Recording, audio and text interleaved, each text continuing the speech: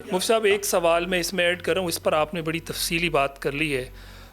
یہ جو منجی ٹھوکنے والا جو رویہ ہے، یہ اگر مبلغین کی طرف مثال کے طور پہ علماء مختلف مسالک کے، یہ میں اس لیے منجی ٹھوکنا استعمال کر رہا ہوں کہ یہ ہوتا ہے، ہم نے دیکھا ہے، وہ کہہ رہے ہیں ہم نے فلاں کی منجی ٹھوک دی، یہ کہتے ہیں میں نے اس کی منجی ٹھوک دی. تو یہ اگر رویہ مختلف مسالک کے لوگوں کی طرف سے، علماء کی طرف سے آئے گا تو یہ عوام کہاں جائے گی؟ عوام کہتی ہے بھائی اس کو کریں، اس کو کریں، کس کو فالو کریں، کیا کریں، کس مسلک میں جائیں، کس عالم دین کو سنیں؟ میں آپ کی بات بالکل اس سے 100% اتفاق کرتا ہوں کہ یہ ہمارا رویہ علماء کا نہیں ہونا چاہیے، ہمیں علمی گفتگو کرنی چاہیے. آج آپ نے دیکھا ہماری ایک ٹاپک پر چاروں مسالک کے جو علماء تھے بیٹھ کے گفتگو ہوئی، ہم نے ہاتھا پائی کی نہیں، گالم گلوچ نہیں، قرآن و حدیث کے دلائل دیے.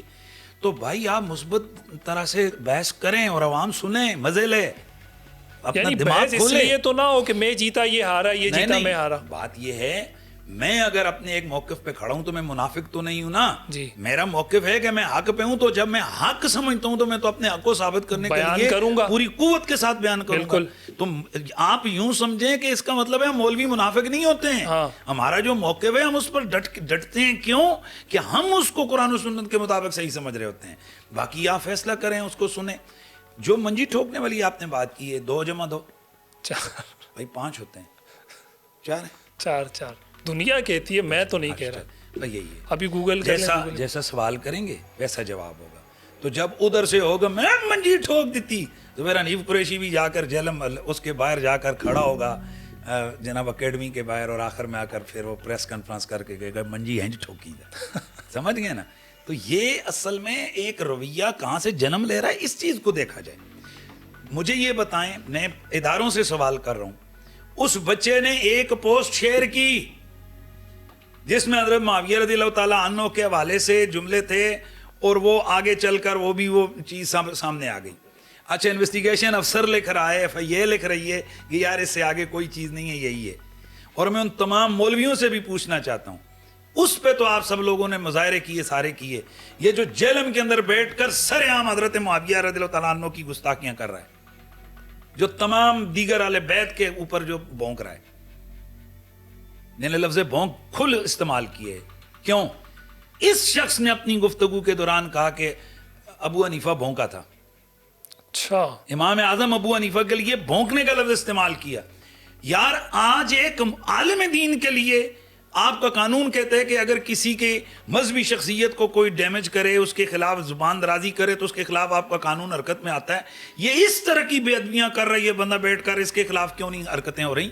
اور وہ ادارے بھی سمجھیں کہ ان کی پوزیشن خراب ہو رہی ہے عوام اور علماء کے سامنے، اور اگر ان کا تعلق نہیں ہے تو وہ کردار ادا کریں اس خبیث آدمی کا منہ بند کرنے کے لیے. اس کا جس کو دل کرتا ہے اہل بیت کے لیے، صحابہ کے لیے، اولیاء کے لیے، جہاں جو دل کرتا ہے، اس کا یہ مطلب ہے کہ بھئی آپ کے پاس جو کچھ ہے آپ اس کو نکال کر عوام کی دل آزاری کریں. تو پھر ہمیں بھی اجازت دیں، پھر ہم اپنے ریاستی اداروں کے حوالے سے کھل کے بات کریں، ہمیں تو پکڑا جائے گا. اور جب ایک کرنل جرنل کی بات کریں گے تو پکڑے جائیں گے.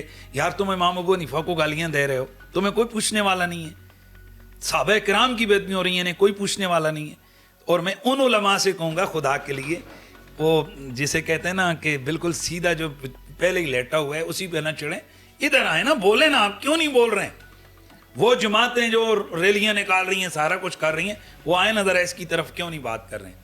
سوال ہونا چاہیے. اس سے تو ہزاروں گنا زیادہ بڑی بے ادبیاں وہ اپنی گفتگو میں کر چکے اور کرتا ہے. FIR کروائیں نا، کیوں نہیں کروا رہے ہیں؟ سوال ہونا چاہیے.